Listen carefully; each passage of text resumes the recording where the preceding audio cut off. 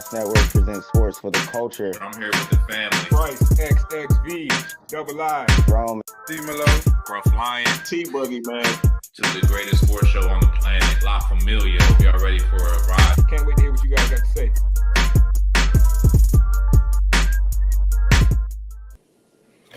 We back. You know when you hear that drop, you know what time it is. Your favorite sports show, Gas presents sports for the culture. I'm your host tonight at Bryce XXV Double I, aka Mr. Big Leaguer. Got a small crew. There's three of us tonight. I'm gonna start with the bottom screen. Introduce yourself. It's your boy. The Yankees are doing good after getting beat by Boston over the weekend. Pretty sad. At least it wasn't a sweep. But I just want to tell you, fellas, man, are you guys dealing with the Labubu craze down there? Are y'all ladies asking y'all about some crazy demon-looking stuffed animals? Nah, that's nigga to me, bro. Don't put that evil on me. Hey man, listen, man. It's so bad around here for that shit, man. I'm losing my mind. I gotta start doing like, you know how you do lineups for sneakers? Same thing up here for that shit. It's crazy. What's it called? He said the Labubu. It's like a new beanie bag or something. Do beanie babies out here? Beanie baby, yeah, you know what I mean? Yeah, the beanie bag. Yeah, it's called Labubu. Labubu. Labubu. It's these little. I'm gonna show you guys right now. Hold on. My girl asked me for some boo boo. First thing I'm gonna do is ain't no Diddy party over here. What you talking about? Ain't no boo boo over here. You guys see it? Labubu. Okay, I'm googling it now. Yeah, it look like some these little shits. These little fucking little furry things. They're like the new. Remember them shits in the 90s and in the early 2000s that our parents that look like those little owl shits. Yeah, not to be too. Was it the Furby? Oh shit! Yeah, like the Furby. These are the that shit was kind of versions. creepy though. But exact same shit. Like I had to go online and like in the background, I heard two big girls talking about, "Don't let no bitch try to cut me in line." I had to turn around and think about it. I'm like, girl, I wanted to say this out loud, but I'm like, girl, you one hamburger away from losing that foot. You don't stop your shit. So like what is the craze about these Labubus? Like what is the so it started it's like a Korean shop that toy that came out to the United States. It's like an accessory to your bags now. And now all the celebrities caught on to it. So you know how that goes with women. Once you see a Kardashian or a famous artist from that side of the world start putting that with their purses, now everybody wants to grab one. They're like pretty cheap if you go get them before they go to resale. They're like $20. But like the thing about them is, but the craze it comes with is the fact that it's like a mystery box, so you don't know which one you're getting. It's a set of 5. It's a set of 6, with one being a mystery one. So it's 7, but the 7th one is a mystery one, which you're not guaranteed to get. Interesting. All right. Well, thank you for educating me on the Labubus. Top right, introduce yourself.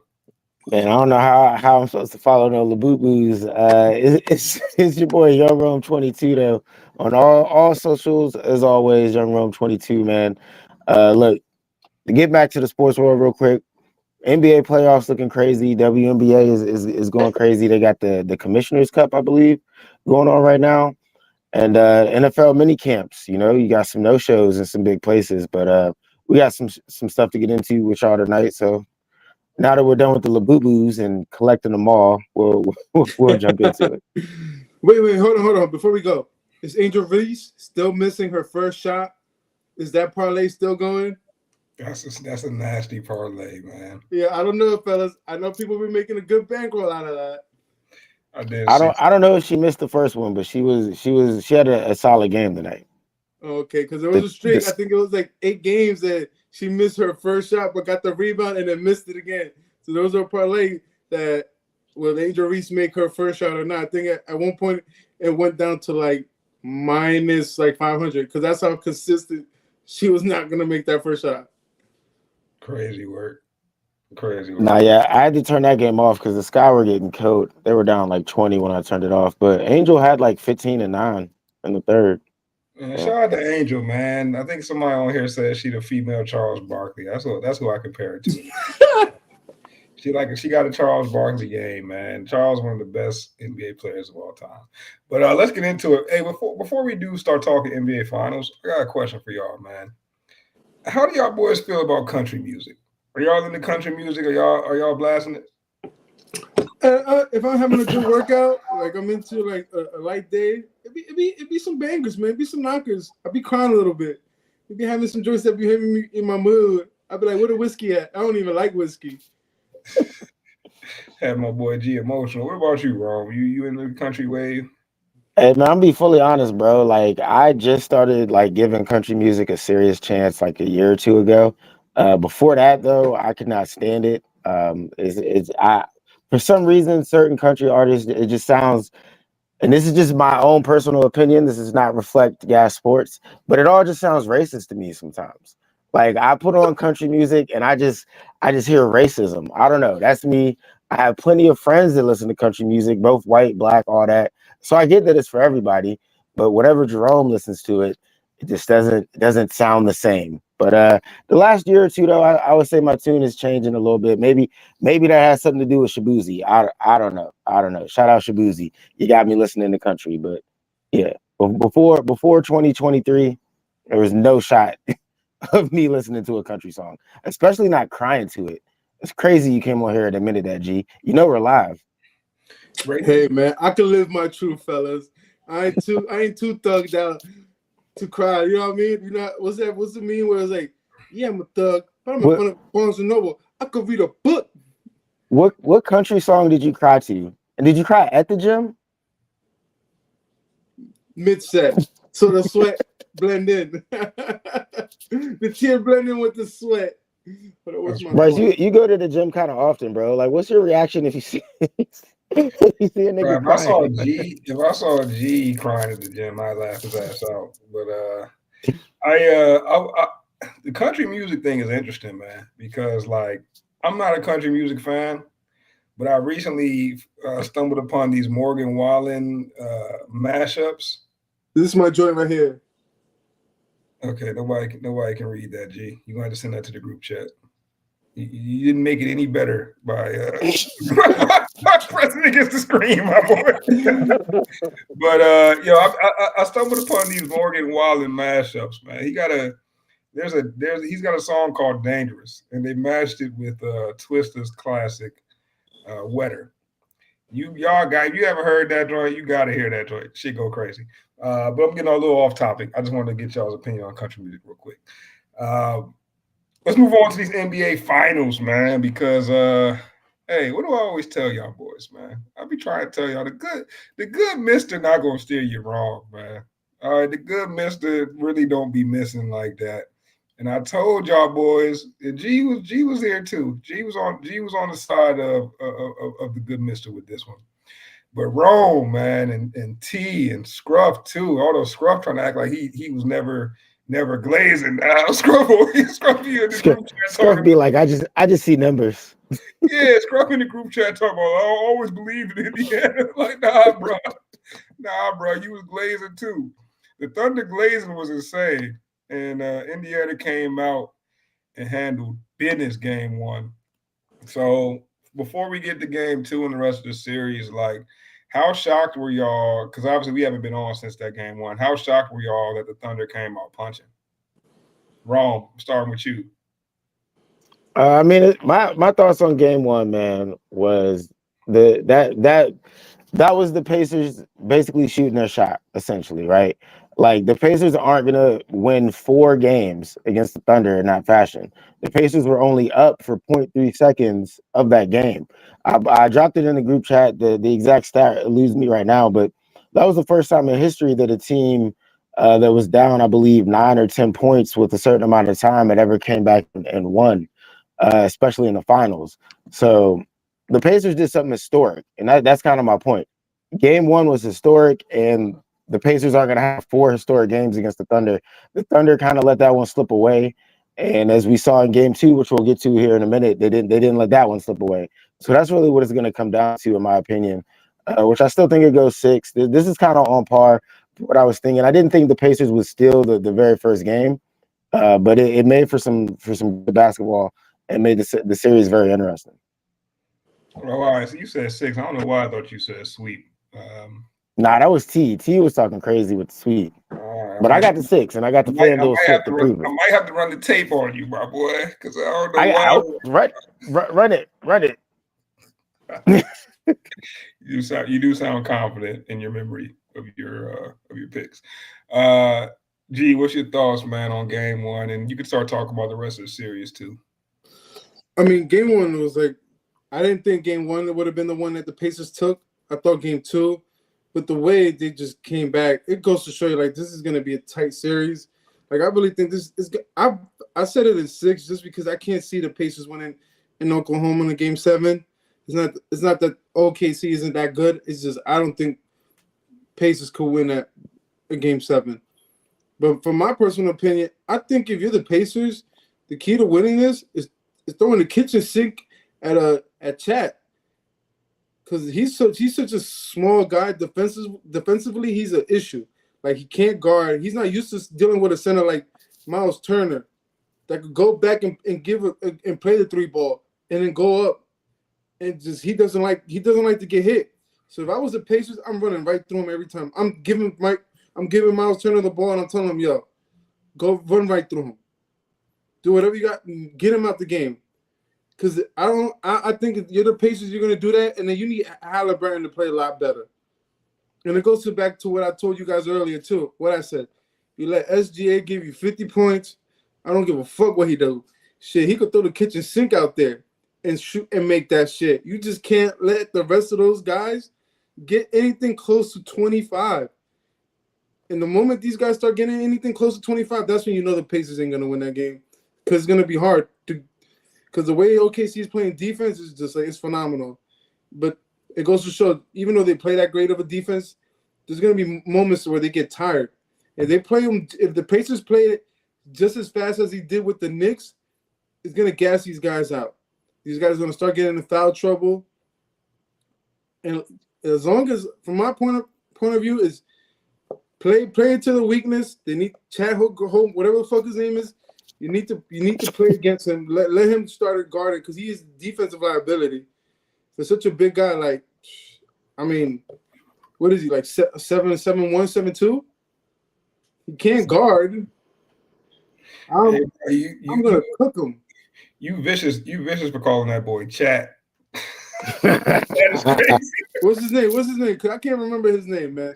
He's not that important. W Chat. W Chat. He's Chat GPT. That's crazy. Call that man Chat GPT is crazy. No, it's Chat. I'm just messing with you, G. We all know you butcher names left and right. All right? I was about to make you say his full name. I ain't gonna do you like that. You about to have us get canceled and shit. Chat Walgreen. Chat Holmgren. Chat Right Age. That's what they're gonna call him, Right Age, man. Right Age. You make some good points there, G. And we talked about this last week before the series started, bro. I was trying to get folks hip to these matchups, bro.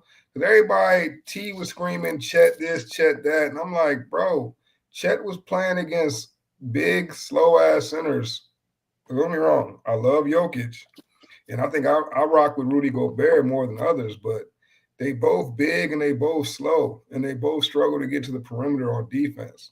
Miles Turner he's a bigger center, but he's also active, bro. He's quick, and to G's point, he's willing to bang, bro. Chet Holmgren, biggest deficiency is the fact that he's a frailian. He's frail as hell, bro. Like, and you're not gonna get swole overnight.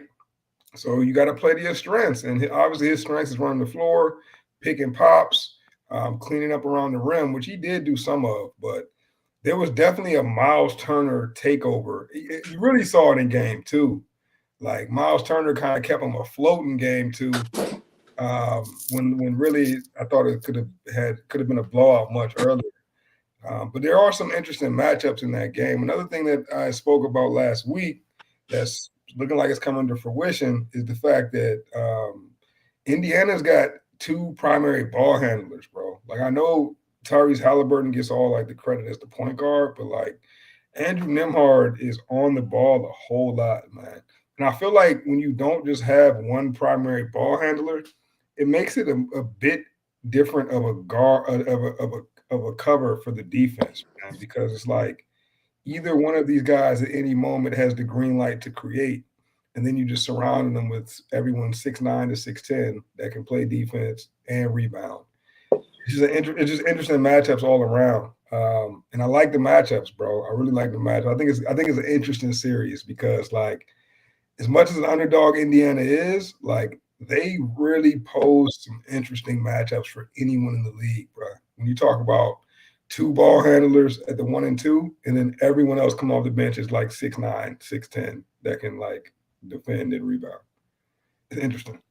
Yo, I didn't realize this was Krispy Kreme night, man, for Indiana. Like you were talking about glazing for OKC. Y'all just glazed the hell out of Indiana. They got two primary ball handlers. The matchup was interesting. G can't even get Chet's name right. He over here calling him Rite Aid and shit. Look, you talk about the guy that just had what did he drop in game 2? He had a double-double, right? Like the guy that had the double-double, right? That Chet, the guy that had the block at the rim in the first quarter. That guy that can't. That's the guy that can't defend. G. Like what are we talking about here? Like, and then nobody even mentioned Jalen Williams since we're talking about all these matchups. Like, if you got 3 guys that could score, and 3 guys that at least Chet can get all the boards for you, and they go, what's the other white dude on OKC? The tall. He 55. I'm slipping his name. Hardenstein. Yeah, that's who it is. So look, we're acting like Indiana, the matchups are like crazy or they're outclassed. Like OKC is clearly the better team from top to bottom with the league MVP. It's not really close. Like the game that Indiana won was historic. They only led for 0.3 seconds. Like the chance that y'all are giving Indiana, it sounds good. What you're saying sounds good. You know your stuff, but it's not as realistic as you're making it sound. I think game 3, I think OKC gets them and they go up in Indiana. See, this is where I gotta disagree with like the top to bottom talking about the rosters because like, bruh, to me, Chet Holmgren not better than Miles Turner, bruh. Like, and I feel like Miles Turner showing that right now. So like, did he show that in game 2? Like, I mean, Chet Holmgren had a cool 15 points. Like, I mean, but yeah, to me, Miles Turner outplayed him. And then like the problem with the Pacers, like in game 1 and game 2, if we be honest, is that Tyrese Halliburton, who is like their best player, wasn't aggressive, right? And he was aggressive at the very end of game 2, but it was too little too late. He tried to put his magic on the game with like 8 minutes left. He started snapping, but it was just too little too late. So we're talking about the Pacers winning a game, right? Winning a game 1 where Tyrese Halliburton had under 15 points, bro. Let me ask you this. You're going to tell me Tyrese Halliburton is going to have 12 or 13 points. And your boy didn't have no double. They don't have no double. It was 15 or 6. But I'm just saying, if you were to tell me, hey, the Pacers win a game in this series, and Tyrese Halliburton, if you were to tell me that before the series started, if you were to tell me the Pacers are going to win a game in this series and Tyrese Halliburton is going to have under 15, I would have been like, oh, then they're definitely winning more than one game because they're going to win a game where Tyrese Halliburton drops 35 on their head, bro. Like, so I don't know. But that's right. The Pacers got ways to win, and they also don't back down at any moment of the game. So do you feel comfortable with how they won game 1? Do you feel like the way that they won game 1 is like a sustainable way to win? Yes, because it was a team that hasn't been doing that the entire playoffs. Yes. I would be like, I don't believe in it, but dog, that's what they do. Like they beat New York like that. They running through the playoffs, coming back on like they got endless comebacks the whole playoffs, bro. Like we're talking about the best team all regular season with the league MVP, and you're telling me that the Pacers' best shot is the hope that Halliburton is aggressive and hits the last second shot, a buzzer beater every game? Nah, that's what I'm saying. He wasn't aggressive in the game they won, bro. He was not aggressive. I agree with you. I think Halliburton will drop 30 and they'll put it on OKC at least once in this series, but they got to do it 3 more times. Halliburton is due for a 30-point game, bro. And if he give him 30 at home, the Pacers are going to win that game, bro. And it's going to be 2-1. So Halliburton got to come out aggressive. That's the key for game 3 is Halliburton. You got to come out aggressive, bro, because, like, your team needs – Siakam is a good scorer. You know what I'm saying? But, like, Siakam's jump shot is just so iffy, bro. Like, sometimes it's there, sometimes it's not. And that's why he can't really be relied upon as, like, the go-to guy in the series. But Halliburton has to be that. Halliburton, if you don't shoot 20 shots in game 3, you're bullshitting straight up, bro. No, I agree with you on that. I think Halliburton, for better or for worse, he definitely got to put up more. Yeah, he got to put up way more shots. I know he's like a prototypical point guard, like a true facilitator in a sense, and I love that. But, like, I just feel like, to your point, he's the star on that team, and he's got to just be more aggressive. Like, the more shots he puts up, it'll open up the facilitating as well. So, yeah, he needs more than 13. You're right. He's been averaging only 13 shots. Wow. That's crazy, right? They won with him taking 13 shots. I would be concerned. If I was like a diehard Thunder fan, I would be very concerned that we let them win a game with Tyrese Halliburton scoring 14. That's a fair point. That's a counter to my question. Is if I'm the Pacers, I don't feel great about winning a game that way because I don't think we can keep doing that. But if I'm the Thunder, how the hell do we let that slip? Now, you didn't let it slip in game 2. You got a gap and you kept it. But to let that gap close like that, knowing, to your point, that's how they beat the Knicks. That's how they've been going through this whole playoffs. So knowing that you're playing a team like that, you cannot play with fire. You can't play with your food. If you're the Thunder, if you hit that gas, you got to keep going. You can't let these guys come back. Nah, fact. And, like, again, I'll rock with the Thunder. And, like, I know, like, we got people that feel like this is the start of a dynasty right now, the Thunder. I'm not sold on that yet. I'm not sold on a Golden State run over these next 5-6 years. I'm just not sold there yet. But I do think they've got some good young pieces, right? But if I really look at the rosters, and I was saying this before game 1, but when I look at the rosters, bro, and I hold them next to each other, I don't see a whole bunch of, okay, he's better than him, he's better than him, he's better than him. I see a whole bunch of washes, bro. Like, obviously, Shea, best player on the floor. I think the way Tyrese Halliburton has played for the majority of these playoffs, he's been right there neck and neck with Shea. And when it gets to under 2 minutes, there's nobody in the league I would rather have than Tyrese Halliburton right now, under 2 minutes. So it's like, dog, that's not quite a wash. I still get the edge of Shea. But then when we go to the next matchup, Jalen Williams versus the next, best player, Jalen Williams versus Pascal Siakam, to me, that's much more of a wash. I do think Jalen Williams is probably a little better, but, I mean, that's a wash, bro. Debatable. It's debatable, yeah. That's debatable wash. And then when we go, like, to the next step down, I think Miles Turner right now is a better player than Chet Holmgren. Now, does Chet have more potential than him? For sure, bro. In next year or in 2 years, will Chet ascend to be way better than Miles Turner? For sure. But right now, that's where I would disagree. I would say that Chet is showing right now. He's ascending past him right now in this moment, in this series is what I would say. Better than him? What has he done better than him? Bro, he's been better than him for at least 7 quarters, or really 4 quarters. Though, if Halliburton doesn't hit that shot, bro, like Chet wins. They win with Chet having a bad game. They were up for the whole game with Chet playing like shit. So I just feel like the Pacers winning with 0.3 seconds left is not indicative of Chet being bad or the Thunder not being able to beat the Pacers. They really should be up 2-0 right now. Maybe. But then we start looking at the bench, right? And everybody be glazing the Thunder's bench. They always talking about my man, what's his name? My boy from Maryland, Wiggins from Maryland. And then you got the other boy that come off the bench. Like, they got a stacked bench. But what bench player in this playoffs been playing better than Andrew Nembhard, bro?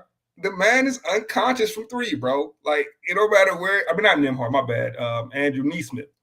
Aaron Neesmith, whatever his name is. Bro is unconscious from 3, bro. If his feet are behind the line and he throws the ball up, he got to be shooting 70% in the playoffs, dog. Something crazy.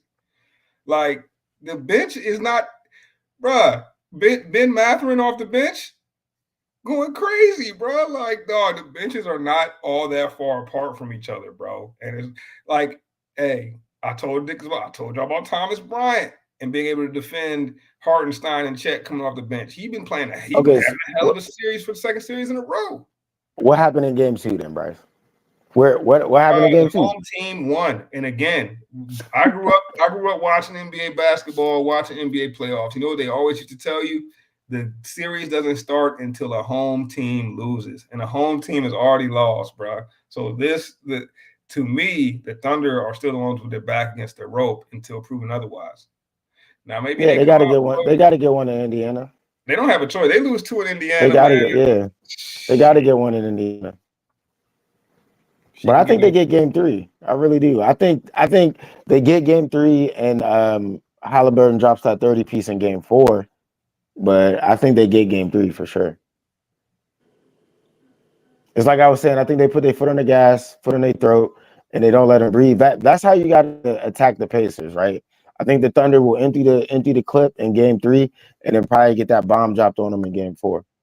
Take it back to OKC. All right, what you think, G? How you feeling about game 3? Who comes out on top? I'm gonna go with my pick, the Pacers, man. And I hate the fact we keep on bringing up. Well, they should really be down 2. Right. The Knicks said that shit. The Cavs couldn't say that shit, and the Bucks couldn't say that shit. But to bring up that same topic, bro, the game's played out already. Ain't no shoulda. I just don't know how you so confident off of being down by 10 points for 3 quarters. Getting blown out for 3 quarters and you still confident. That's crazy. Pause. But pause. Holy shit. It gets wicked at night. Yeah, for 3 quarters is crazy. That's crazy. The freaks come out at night. Is that 3 quarters of an hour or 3? What are we That's wild. Holy. What's 3 times 12? Getting blown out. Oh, he off the 100. Lord save him. Blown out for 36 minutes. 36 minutes, crazy. Yo, no, but give me the Pacers, man, and I think it's gonna be a big game coming from. I want to say Halliburton scores 25 points that game, but I want to say the bench come out and help out. Give me Halliburton with 25 points, and I want to say 14 assists. Ooh, okay, that's a hell of a game if he goes like that. Yeah, I mean, the one thing I say that like the one edge I do see that the Thunder have over the Pacers, and I feel like every team needs this type of player.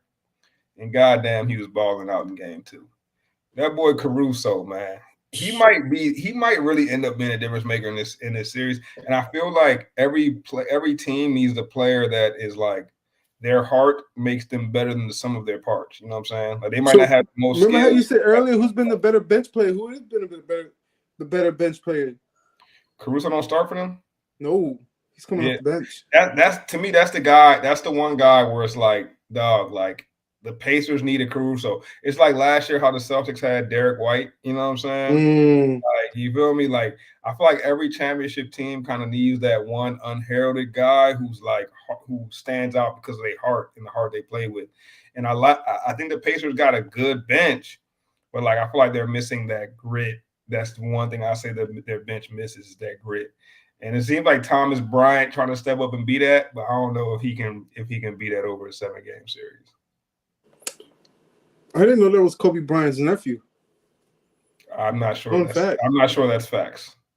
No, it's facts. I'm not sure that is facts, bro. That is facts. Yeah, I didn't hear that. That's Kobe Bryant's nephew. I swear to God. Man, don't swear to God on stuff like that. That shit sounds crazy as hell. Yo. Hey, man. Hold up, man. I'm about to Google this, man, because this man is he from Philly? All right, he's from New York, so it gives it a chance. Man, let me chat GPT this, dog. We about to chat GPT G's nonsensical take. It could be facts, but let's see. Is Thomas Bryant Kobe Bryant's nephew? Let's see what Chat GPT got to say, man.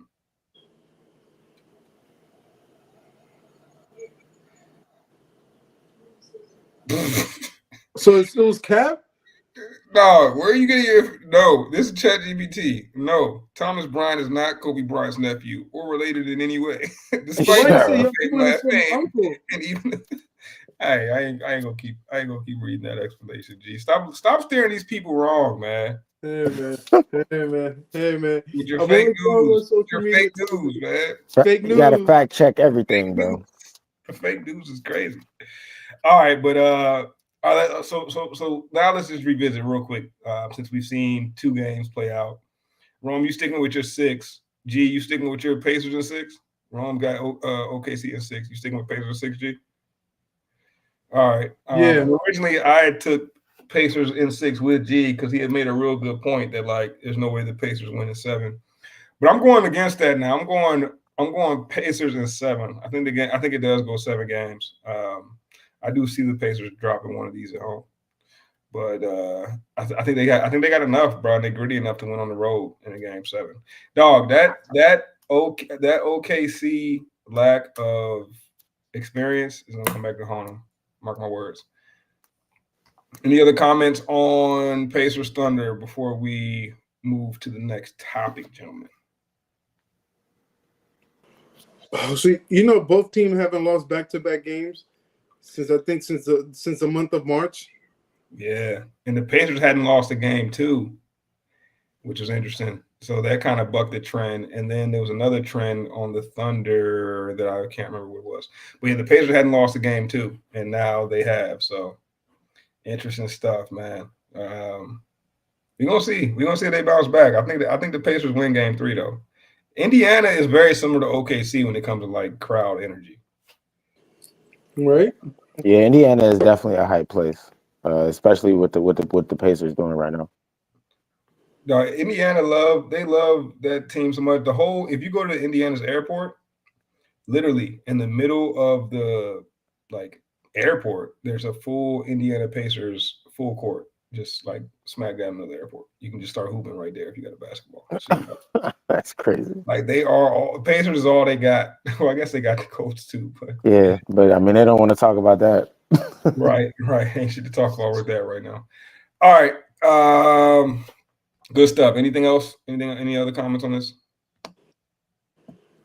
All right, y'all know we're gonna be back with more Pacers Thunder talk, so stay tapped in. Let us know in the comments who y'all think wins, especially now that we've seen 2 of those games.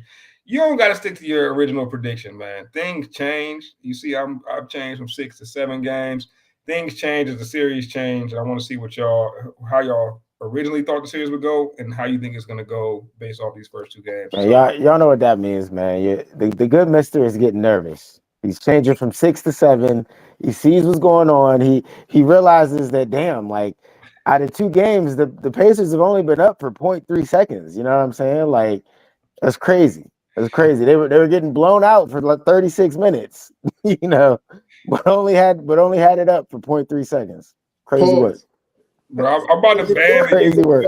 I'm banning the use of the term blown out on this damn show. He only had it up for 30. Holy shit. Yo, Rome, you was on one today.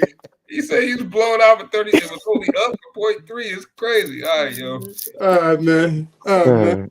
Your favorite late night show. This should just turn into to Gas Uncut.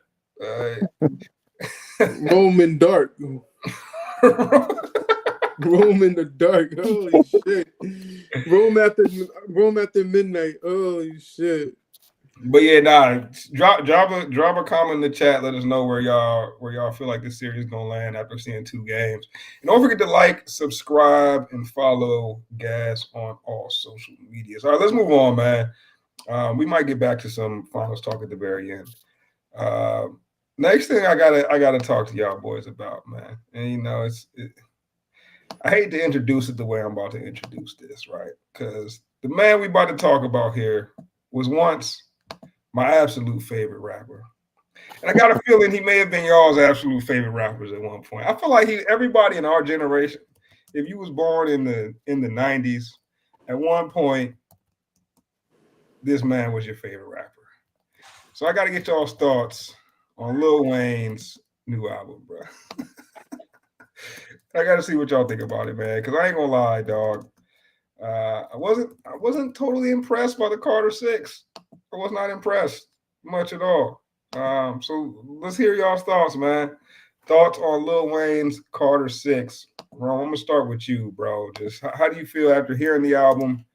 Do you feel? And before we get into Wayne talk, let's just start with the album. What did you think? Okay. We'll start with just the album for now. As an avid Wayne fan, it's only been out for what, like less than a week so far. After listening to it a few times, I would say it's probably the worst out of the Carter series. I personally don't think it's as bad as the internet is saying. I think there's a few good tracks on there. Was it the home run, the smash hit that we were all waiting for? No. I think a lot of people are disappointed because a lot of people have been saying we don't have a song of the summer yet. Lil Wayne did not deliver us that on this album. That is one thing that is for sure. So is the album as bad as everybody's saying? No, you should definitely go check it out, listen to it for yourself. It's not Wayne in his prime, but it's almost like Jerry Rice on the Raiders, right? He had a couple 100-yard games in his 40s. You know what I'm saying? Like he might have had some duds in his 40s, but he had a couple 100-yard games and a couple multi-touchdown games. So I mean, like Wayne's got a couple tracks where you like he went for 100 here, and then he's got a couple tracks where you like maybe you know what I'm saying. Maybe we need a new receiver out here. But Wayne's in his Jerry Rice on the Raiders era right now is how I would describe it. So the Carter 6 isn't as bad as they're telling you, but it's not the Wayne we're used to. Nah, facts. It's almost like I don't want to say Wayne has lost touch with like the culture because I don't believe it's that. You know how like every time you see a Wayne interview and they be asking him a question, he'd be like, "I don't know." Like they'll ask that better question about something like that everyone knows. He'll be like, "I never heard of it." It made me feel like maybe this man is just so disconnected from like the world and the real world and what goes on in it at this point that he can't really tap into the synergy of the world anymore. Like so I be wondering, like, cause like it's still God level rapping. Like from a rap perspective, 16 bars perspective, the metaphors are still there. Like the feel isn't the same. Right. It's even like the flow is still fire most of the time, but it's just like something is missing, bro. It's like I'm trying to put my finger on what's missing, but I just can't. I don't really know what's missing, bro. But something missing.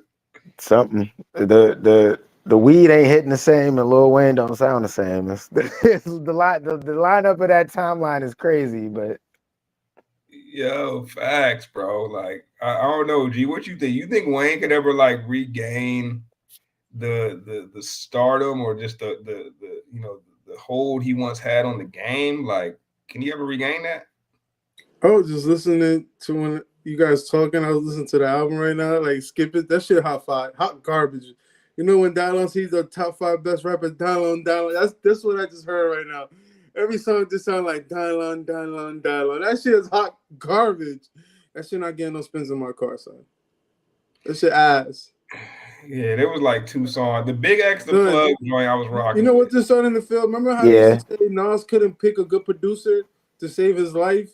And it took a long time for him to find a good producer that could actually help him pick beats.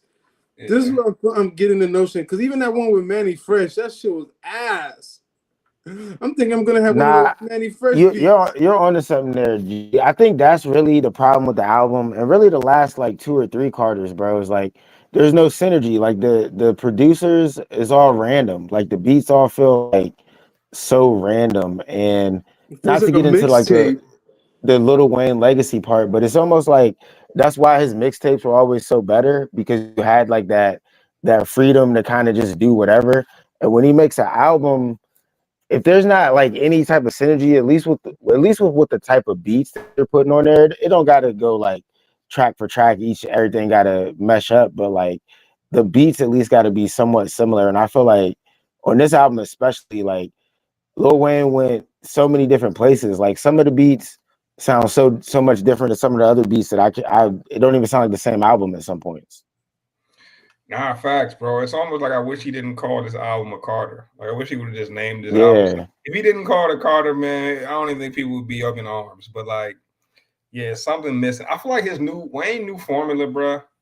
You know the good Mr. Don't Miss. Wayne new formula should just be like, yo, I'm gonna get all the hot YNs to make my hooks, and I'm just gonna get this God level rapping on verses. Like, I don't need to hear Wayne on no more hooks, bro. But I don't think the YNs. I mean, which one of the YNs are giving up good hooks? Big X the Plug gave him one. That joint Yeah, crazy. he did. That joint was He could crazy. have got a Big X the Plug. He could have followed that joint up with a little baby hook. You know what I'm saying? Then we got a I young. mean, but Little Baby hasn't been Little Baby in a minute. I'm just using names, right? But Yeah, he could have went that you route. got Get pulled an that black NBA there, and that wasn't even a good song. get an NBA young boy hook. You know what I'm saying? Like, bro, just get these hooks and let these young dudes do the hooks, bro, and you just come in with the verses, dog. Because like the Wayne hooks don't be hooking, bro. I thought one of Lil Wayne's kids was NBA YoungBoy's baby moms or something like that, or that's just Floyd Mayweather.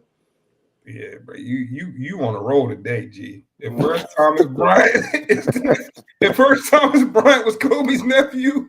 Now you trying to tell me the NBA young boy baby mom is Wayne's daughter? Nah, bro. I think we mixing timelines. I think I'm in another universe. Yeah. Because I don't get why they never did a song with each other, both being from Louisiana, probably different regions. Like, that's the one I never understood why he never got in a song with him, or at least made multiple songs. Nah, facts. And then the wild thing is, bro, and I know like Hov hasn't rapped in a minute, right? But Hov was rapping well into his 40s. And like that shit was ass. I saw y'all remember when y'all told me 40 for 40. That shit cock garbage. I know y'all don't play that bullshit fire, either. bro. Like Bro, that shit's fire. I'm gonna play that shit when we get out of here. What, it's almost like Hov was 4 for still 40? tapped in with the culture in a way that Wayne is not. Like, yo, Wayne, I ain't gonna lie, bro. Wayne is mastered the art of saying a lot without saying anything at all. Anything, yeah. Like, he's not saying nothing on the tracks. And I'm like, that's the best. But that goes back to what you were saying about it doesn't feel the same, because that used to be the best part about Wayne. It was like he would say the simplest shit, but it would just be so fire, bro. Or he would say some shit that don't even make sense, but it would be fire, bro. Like Weezy F Baby and the F is for phenomenal. Like that doesn't even make sense, bro. But the first time you heard that shit, you were like, God damn, this nigga spitting, bro. Like, and he's lost that part of it, bro. Like, I don't know if that's something that you can regain back. I don't know if his music needs to evolve more, or maybe people just need to realize that that's not where he's at no more. Like, maybe this is just the Wayne that we're gonna get, that likes to experiment with beats. Yeah, you're right, man. I mean, because the rap is still good, bro. It's just like it don't resonate the same. I feel like it's almost like Wayne didn't grow with the audience. Like, I wish he right. would.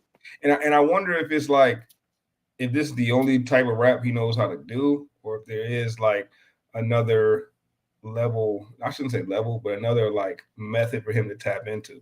And I feel like there might be. So I don't want to write him off totally yet. But you're right though. If you would have named this something else other than the Carter 6, I think it would have came across a lot different, because like the Carter, it's a legacy, bro. Like the Carter 1, the Carter 2, those have distinct sounds, right? And at this point, they're nostalgic sounds. The Carter 3, for me personally, it came out at a pivotal time in my life, bro. Like, I graduated high school, I voted for Obama. Like, I remember that summer like a motherfucker, bro. Like that was a year for me, bro. So like the Carter 3 holds a special place in my heart. So like, to your point, to name it the Carter puts a lot of weight on it. And this just sounded like a random compilation. Nah, facts. So but I don't want to say that it's bad either, because like you said, it is still God tier rapping. Like the joint with 2 Chainz, I mean, he was spitting the peanut to an elephant, the all red elephant Donald Trump line. Like there was some shit on there, but it's like none of it's a home run, man. So it's a single or a double at best. Yeah, I agree, bro. All right, so and it's a hit by pitch on a couple of them. Real shit, bro. But now I do rock with a couple tracks. But I got a question for y'all before we move off this topic, man. And we're just going to exclude 4, 5, and 6. But how do y'all rank Carter's 1 through 3? I mean, All right, all right, here real quick. My unbiased rank on those. Unbiased, I would say Carter 2, Carter 3, Carter 1. Unbiased. Biased, I'm putting Carter 3, then Carter 2, then Carter 1. Yeah, I think I got a rank like that, bro. 3, 2, 1, bro. Because Carter 3, man, I know Carter 2 was acclaimed, bro. But Carter 3 was just hitting so hard at that time of my life, bro. Like, bro, let the beat build, bro. Like, come on now. Come on now, bro. Oh my goodness, man. Bro, Amelie, like Mr. Carter, like classics, bro. Like, Mrs. Officer. yeah. Oh my goodness, dog. What do you think, G? How you think Carter's? Carter 2 has some classics too, though, bro. Hustler Music, all that shit. Money on My Mind, like. Yeah. Bangers, bro. Carter 1 had that shit too. Shit, Fireman and shit, bro. Go DJ was my shit, bro. Like, nah, for me, I'm gonna go to what Rome says: 2, 3, then 1. Because I remember buying 2. I remember going to Walmart, either buying it or stealing that shit. But I remember I did one of those two shit. With number 2. So number 2 holds a special place in my heart. Nah, Carter 2 is crazy. 2 and 3 are like. Because Carter 2 was like right after he did all those joints with the mixtapes. He did Dedication 1 and 2, and then he did all those freestyles with I Can't Feel My Face with Joel. Yeah, that was like the beginning of the mix. That was like right before the crazy mixtape run, and then I feel like Carter 2 to Carter 3 and all the mixtapes in between, undefeated, bro, undefeated. Like that's why I feel like, damn, can he ever recapture that shit?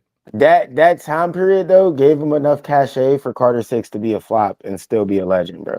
like he was so untouchable in that time period, bro. Like, so we can't even talk about his mixtapes. That's got to be a whole separate pod. Like, so y'all know how we compare. We've done this in the past. Like, you know what's the one thing I hate about 3? Pussy Money Weed was never on there, and I thought that was gonna be a part of the track.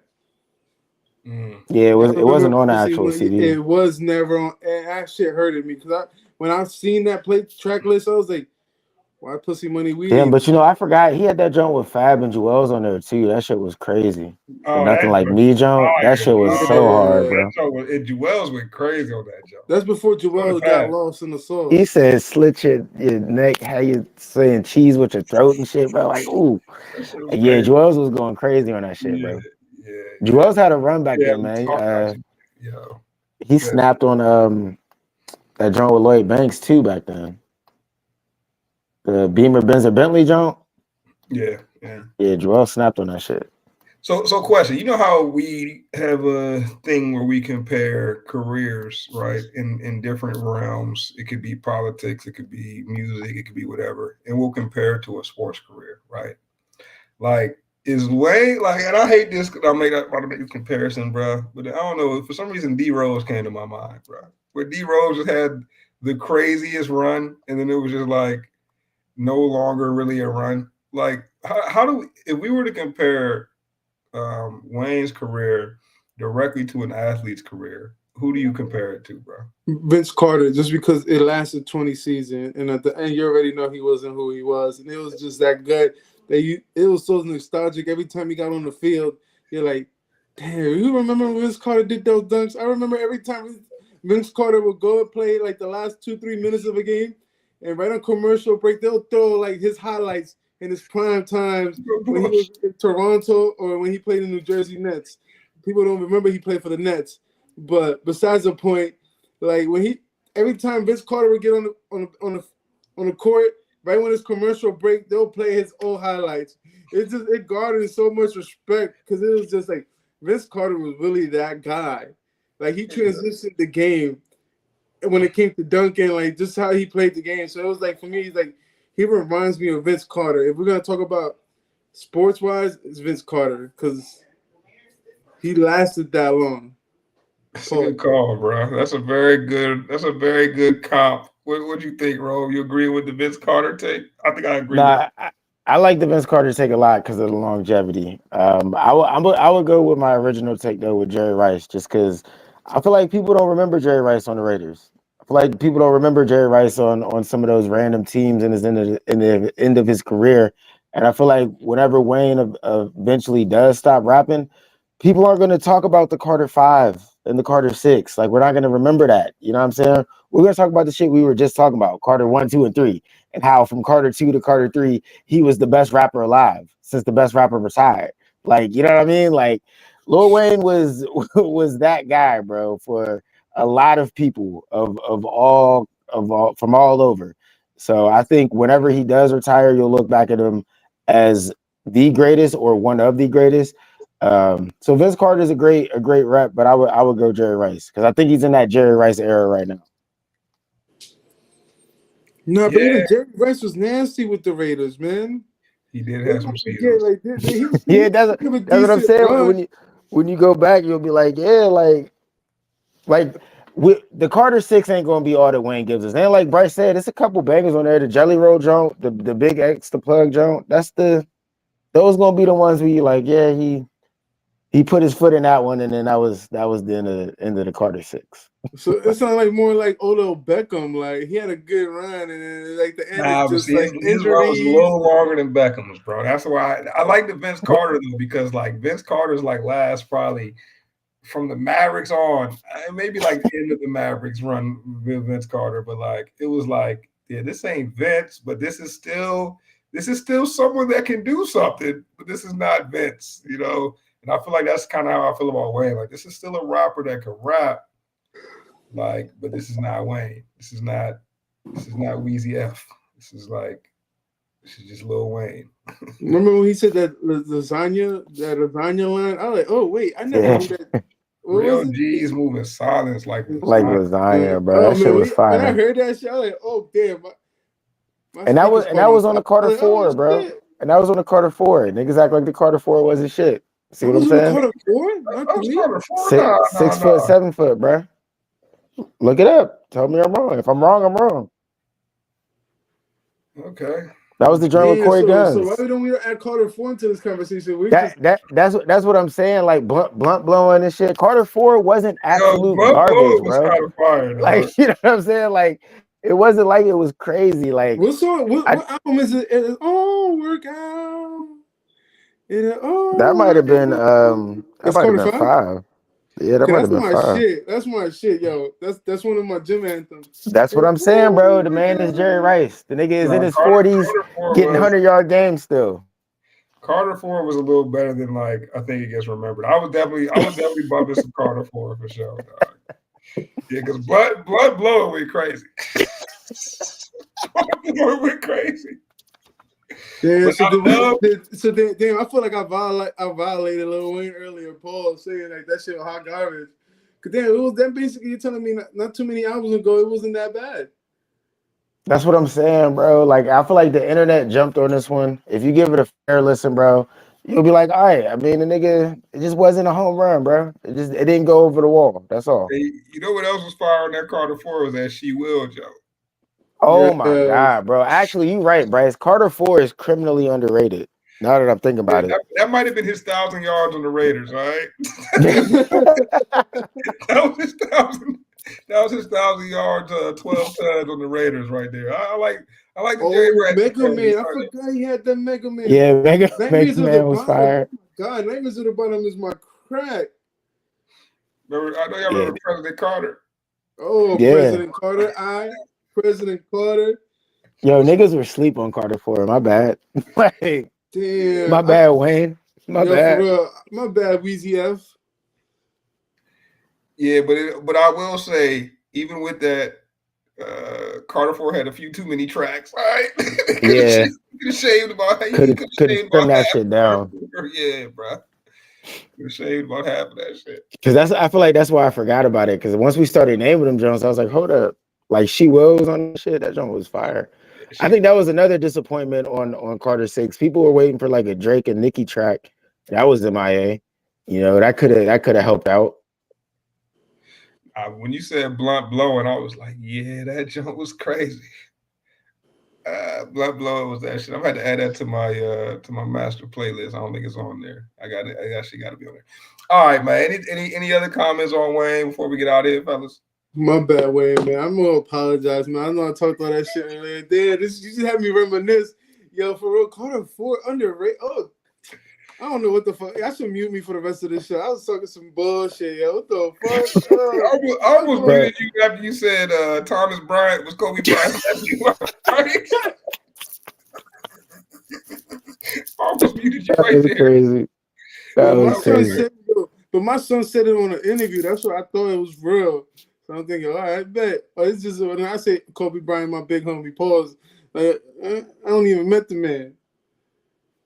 Nah, yeah, I don't care what the internet says, man. They'll never make me hate Lil Wayne. I'll be at the show when he's in town for sure. Yo, let's link up, man. We should make that. I'm down to make that move, bro. We gonna tap in about that. Well, bro, nigga, I hope he plays some Carter 4. Like, I hope he plays anything but Carter 6. He can play Carter 5, all I care. You can play that Let It Fly. Right? I just don't want to hear this 6, y'all. But hey, who knows though? Because Carter 6 is still fresh. Like maybe a couple of these tracks grow on us. We'll see, man. But shout out to Wayne, bro. Definitely one of the best artists of our generation. And I hope he gets his just due. And I hope he's able to rekindle the hold he had on the game for a long minute there. I don't think he could though, because these new kids be saying some all I hear is bang bang bang bang. Niggas want to sound like you know what's crazy, and not to prolong it, but you know what's crazy? I think we've gotten to the point where Lil Wayne's raps are too advanced, too like the punchlines and the bars. Like I think people just want like dumb fly shit and noises. Like I don't think they actually like you said, Bryce. Like it's elite level rap still. You still kind of got to listen to Wayne. Like I think they just want sounds. I'll tell you this, man. If Wayne somehow rekindles what he was once doing, we're gonna have to change it from a Jerry Rice career to a George Foreman getting that heavyweight championship. Yo, facts. facts. I'm at the championship away from being considered a George Foreman, where he just had a real rut for a few years and came back and got a championship. All right, so I ain't gonna count my man Wayne out. Too many classics for me to count them out. Anything else, fellas, before we get out of here tonight? Nah, you know how we do it. Yes, sir. And appreciate everybody for listening, man. Make sure y'all subscribe, like this video, subscribe to the channel, Gas Sports Network on YouTube, at Good Ass Sports on every single social media platform. Tap in with us. Drop your comments. I want to know what y'all think about Wayne, man. What athlete do you compare Lil Wayne's career to? I think our final verdict over here is Jerry Rice, and we're going to call Carter Ford that 1,000-yard season on the Raiders. All right, man. Y'all know how we in each and every show, fellas. Sports for the culture. Go Yankees.